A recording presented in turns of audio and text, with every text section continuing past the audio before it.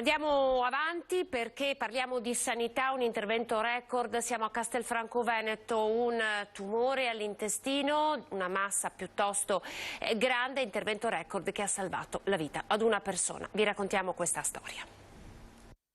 20 ore sotto i ferri per asportare diverse masse tumorali del peritoneo, resecare l'intestino ed effettuare un trattamento chemioterapico locale associato all'ipertermia.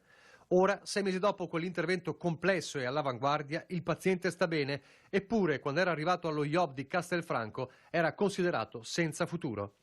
La vicenda del marzo scorso ma viene resa nota soltanto oggi. Il 36enne soffriva di una diffusa neoplasia al peritoneo con interessamento dei visceri, situazione clinica considerata difficilmente curabile.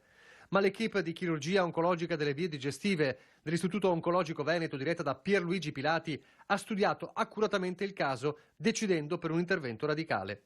Si spalancano le porte della sala operatoria in quella che diventerà un'operazione grande per complessità e durata, con un'ulteriore particolarità. Viene divisa in 2 tempi. Una prima parte di 14 ore e mezza per eradicare il tumore molto esteso e resecare più parti dell'intestino. Poi, dopo una pausa di 2 giorni per consentire al paziente di stabilizzarsi, una seconda parte per altre 5 ore e mezza, durante la quale si è proceduto ad effettuare la chemioterapia a 42 gradi, in ipertermia.